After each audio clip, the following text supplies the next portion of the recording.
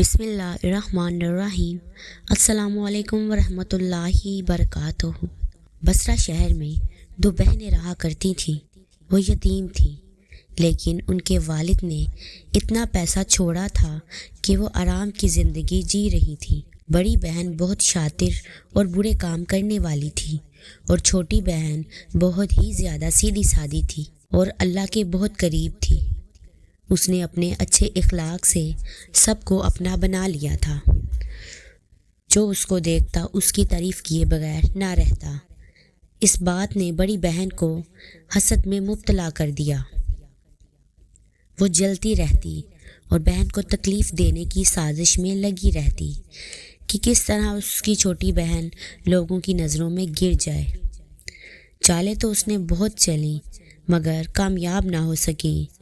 وہ ایک ایسا عمل سیکھ رہی تھی جس سے وہ جادو کر کے اپنی بہن کو کوئی جانور بنا سکے، تاکہ وہ جانور اسی کے گھر میں رہے اور وہ اس پر اپنا حکم چلا سکے۔ بڑی بہن قریب ہی کسی جوگی کے پاس جاتی تھی جو کہ غیر مسلم تھا۔ وہ اس سے گندا علم سیکھ رہی تھی تاکہ اپنی بہن کو برباد کر سکے۔ ایک بار چھوٹی بہن قریب ہی جنگل میں سیر کرنے کے لیے گئی۔ اس نے دیکھا ایک بوڑھا لاغر کمزور شخص بے ہوش پڑا ہوا ہے۔ وہ رحم دل تھی۔ اس نے بوڑھے کو اٹھایا، اسے جگانے کی کوشش کی مگر وہ ہوش میں نہیں آیا۔ پانی اس کے منہ پہ ڈالا تو بوڑھا ہوش میں آ گیا اور کہنے لگا، تم کون ہو؟ لڑکی وہ بولی، بابا آپ کون ہیں؟ یہاں بے ہوش پڑے کیوں ہیں؟ وہ کہنے لگے، میں تو دور سے سفر کر کے آ رہا ہوں، شاید تھکن کی وجہ سے بے ہوش ہو گیا۔ کئی دنوں سے میں نے کچھ کھایا پیا بھی نہیں ہے۔ لڑکی کو بہت دکھ ہوا اور اس نے کہا، آپ میرے گھر چلیں، وہاں جا کر آپ کو کھانا کھلاؤں گی اور آپ کا خیال بھی رکھوں گی۔ ویسے بھی میرے بابا اس دنیا میں نہیں ہیں، مجھے خوشی ہوگی کہ میں آپ کی خدمت کروں۔ وہ بوڑھے ایک اللہ والے تھے، تبلیغ کے سفر پر نکلے ہوئے تھے، لیکن لمبے سفر کی وجہ سے ان کی طبیعت خراب ہو گئی۔ لڑکی بابا کو اپنے گھر لے آئی اور ان کی بہت ہی خدمت کرنے لگی۔ بڑی بہن نے جب بوڑھے کو گھر پر دیکھا تو وہ بہت چلائی کہ یہ کون ہے؟ تم کس فقیر کو اٹھا کر لے آئی ہو؟ تو چھوٹی بہن کہنے لگی، دیکھو یہ بابا بہت تکلیف میں تھے، ان کا خیال رکھنا ہمارا فرض ہے۔ بڑی بہن چلا کر کہنے لگی، کس طرح فرض ہے؟ یہ تمہارا باپ ہے کیا؟ تو کہنے لگی، میرے بابا جیسے ہی ہیں، تمہیں دکھتا نہیں ہے؟ وہ نابینا ہیں، ان کو نظر نہیں آتا، وہ اتنے کمزور ہیں کہ بغیر سہارے کے چل بھی نہیں سکتے۔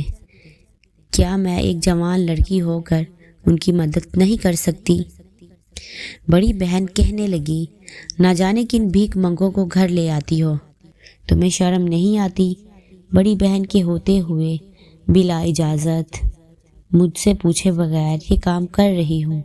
چھوٹی بہن کہنے لگی، باجی نیکی کرنے کے لیے کس سے کیا اجازت لینا؟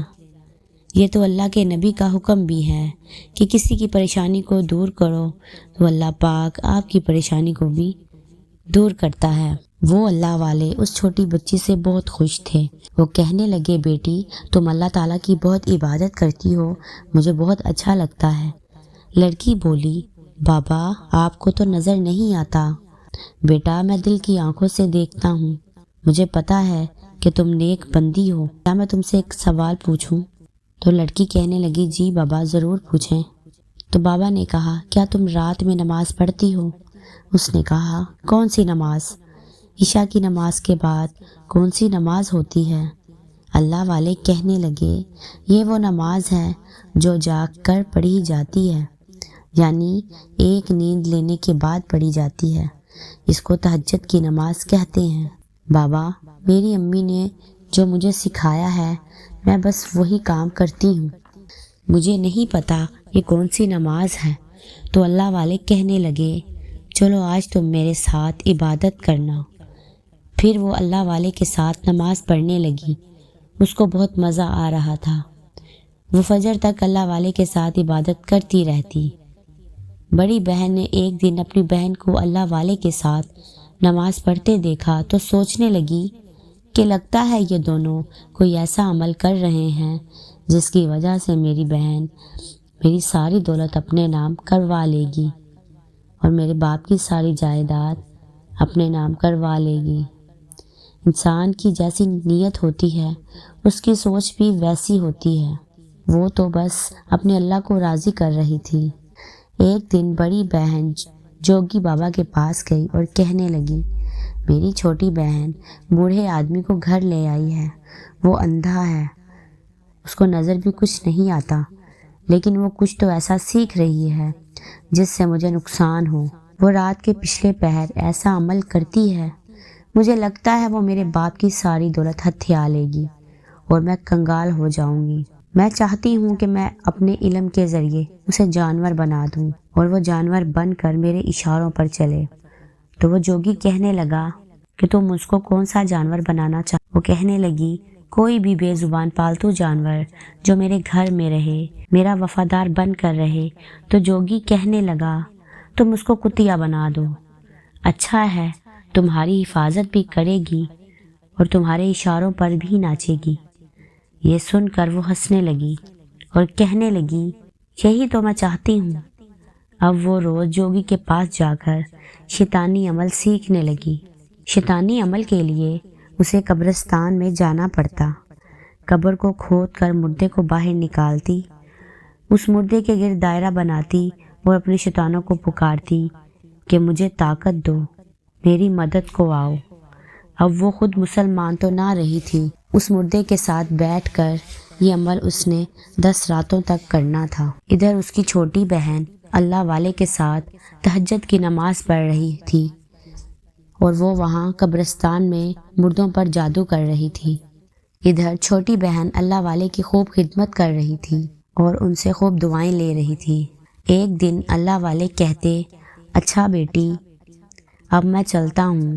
وہ بہت اداس ہو گئی۔ اس نے کہا، بابا آپ چلے جائیں گے تو میرا کیا ہوگا؟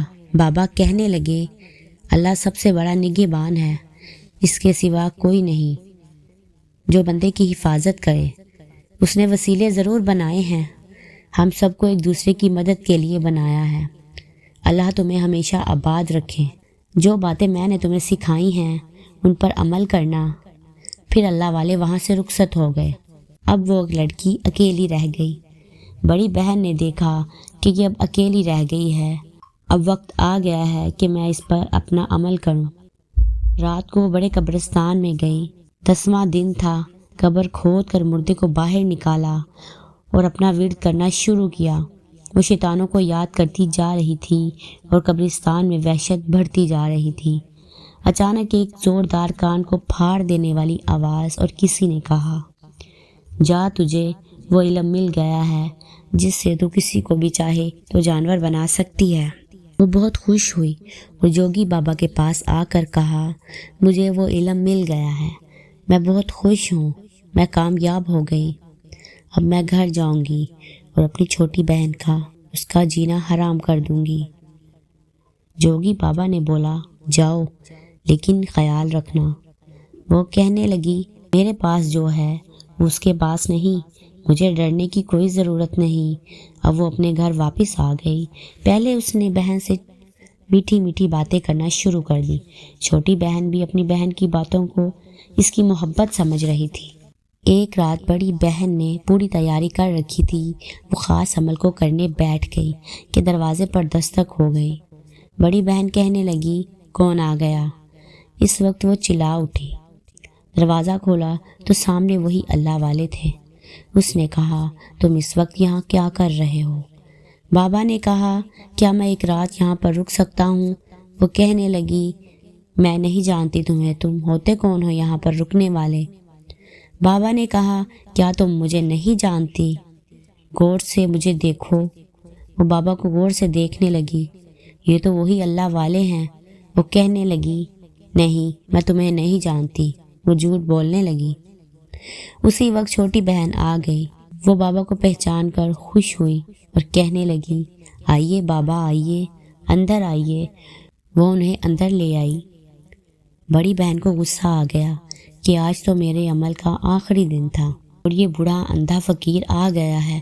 خیر کوئی بات نہیں، اس کو کون سا کچھ نظر آتا ہے، میں اپنا کام آسانی سے کر سکتی ہوں۔ اس کے بعد اس نے عمل شروع کیا اور چھوٹی بہن کو آ کر کہتی، بہن ہم عرصے سے ایک دوسرے کے ساتھ رہتے ہیں، اور چھوٹی بہن کو آ کر کہتی ہے کہ میں تمہارے لیے ایک تحفہ لے کر آئی ہوں، میں تمہیں تحفہ دینا چاہتی ہوں، تم نیک بندی ہو اور سب کی مدد بھی کرتی ہو۔ اس نے کہا، کون سا تحفہ باجی؟